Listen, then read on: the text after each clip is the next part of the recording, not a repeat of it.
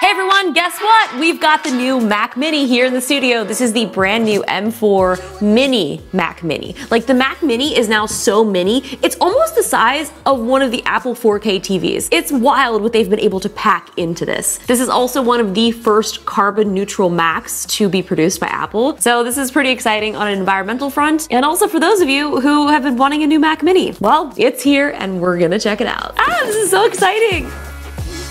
It's so mini. Can't believe what they've managed to do with this thing. Let's see what else we have in the box. A power cable, and that's it. Apple has definitely given up on stickers. Like, they haven't said they have, but sometimes you can say a lot without saying anything.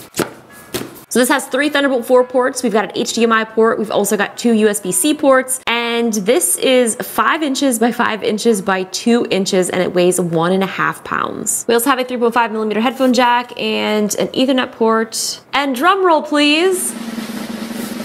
The power button on the bottom.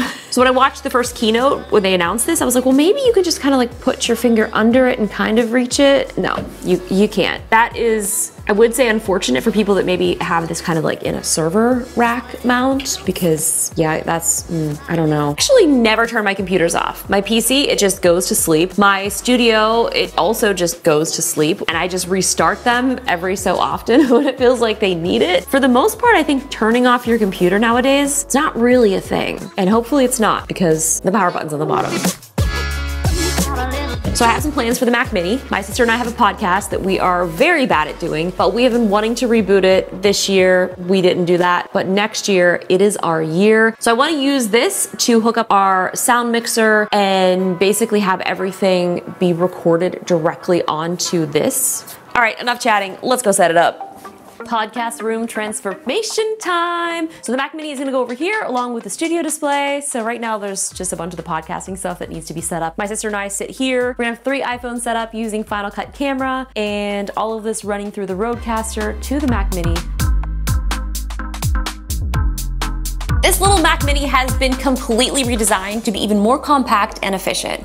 And it certainly is holding up to the Mini name, finally. I mean, this is like super mini. It's wild to think that this entire little box is a full desktop computer. There are a few configurations that vary in price, but the base model with the M4 chip starts at $599, while the M4 Pro starts at $1399. The new Mac Mini features a redesigned thermal architecture where the air is guided to different levels of the system to keep it cool and quiet even during intensive workloads. In the M4 Pro version, there is an option to tune your system to high power mode for more performance. Check out my M4 MacBook Pro video to see that in action. Now, depending if you choose the M4 or the M4 Pro will determine how many displays you can actually connect. M4 supports up to 3 externals, 2 displays with up to 6K resolution at 60 Hz, and 1 display with up to 5K resolution at 60 Hz over Thunderbolt. Mac Mini with M4 Pro supports up to 3 external 6K displays over Thunderbolt or HDMI. Now, the current model that I'm testing here is the M4 with 10-core CPU and GPU, 16 gigs of memory, 512 gigs of storage, and I will say that 500 gigs of storage for me and most of my projects will be challenging, but because this has so many options for connectivity, I'm easily able to use external drives for larger projects. So if you are looking to cut costs, know that that is always an option. For this review, we are taking the Mac Mini into the podcast studio. Fun fact, the reason that we even started our podcast is I was doing a review of the new iPads during the pandemic, and Apple kept saying that you can record an entire podcast on your iPad, and I was like, can you? Can we do that? So our first episode was recorded on an iPad, and here we are again, the Mac Mini being the motivation to reboot it. For this setup, we're gonna be using the Final Cut camera for multiple angles of the shot.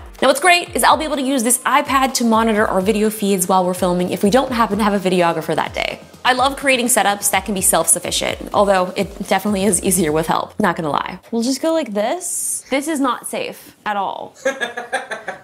So be very careful. Not a trip hazard. This is temporary. Let's fix. Well, I think this is great. We have our audio going into Logic Pro while also recording onto the Rodecaster as a backup. And all of the cameras are set. What's cool about Final Cut Camera is it will make an entire multicam project from the shoot that we just shot. And it'll be super easy to edit. Since I did record the audio separately, once we bring this into Final Cut, we can sync up the audio in this multicam clip and we are ready to go. Now what's great is we also use PostLab to create shared libraries between editors. So once I have this timeline, I will upload it to PostLab, send Tyler a note that it's ready to edit, and he'll already have a head start. I did do a little test editing here on the Mac Mini and it felt really fast. Everything was smooth, there was no lag, and it just felt great. So for me, I'm so used to working off of my top of the line MacBook Pro that it truly didn't even feel like I was missing a beat while scrolling on the Final Cut timeline or editing photos in Lightroom. With the latest version of macOS Sequoia, we're now getting some of the Apple Intelligence features that were promised during the announcements. With this version, you can do most of the writing tools like summaries, we've got new Siri, and most importantly, the image cleanup. You could also use the natural language search to help find things quicker in your photo library. I have absolutely loved using this. It's been so fun to kind of search through and relive memories that I kind of thought were just gone. Being able to search your photo library with these context clues has just been, it's a dream. It is something that I've been wanting forever. And now that we have iCloud photos in our libraries from years and years and years, it really does make it almost impossible to scroll back and find things without this. Now, since the release of the Studio Display in 2022, it has been my favorite monitor. Even though I do have the high-end XDR displays, there's something just so great about this one. With its built-in camera, 27-inch 5K Retina display with 600 nits of brightness and nano texture, it makes it the perfect companion to the Mac Mini. And it's also a perfect fit in our podcast studio, and now a second editing station. So this was the timeline that we're working with on the iPad. Everything is mirrored over here. It's identical, and I can start editing just as I would, hitting the keys 1, 2, 3, 4. Every time I hit one of those, that switches which camera. Multicam editing on Final Cut Pro is just a freaking dream, and I love it so much. We can see all 4 of our cameras there, and as we play, we switch between them.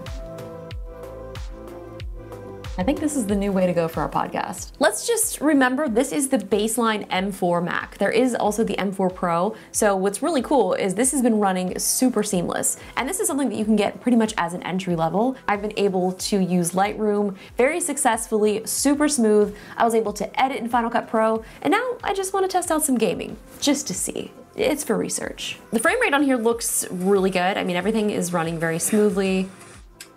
Let's just make it look a little better, shall we? Now we're talking. Oh, what are you guys doing? Oh, geez. They're eating a carcass. What is happening here? So since I made the changes, I can see like the reflections and stuff are a little bit more clear. Everything just kind of looks a little bit better. And it's handling it perfectly. Oh, is this a purse? Oh, it's Mia. That's Mia, isn't it? Can I dump it out? I'm scared. I can't see anything in there. I shut the door. Did I shut the door? Oh, hey, watch your language. So there's a first look at the new mini Mac Mini with M4. I know many people have been waiting for this for a while, so I'm so excited to get a chance to see this in action. Now, if you want to see my M4 iMac and MacBook Pro videos, you can go check those out as well. Let me know what you think about all of these new devices, and I will see you in the next one. Bye!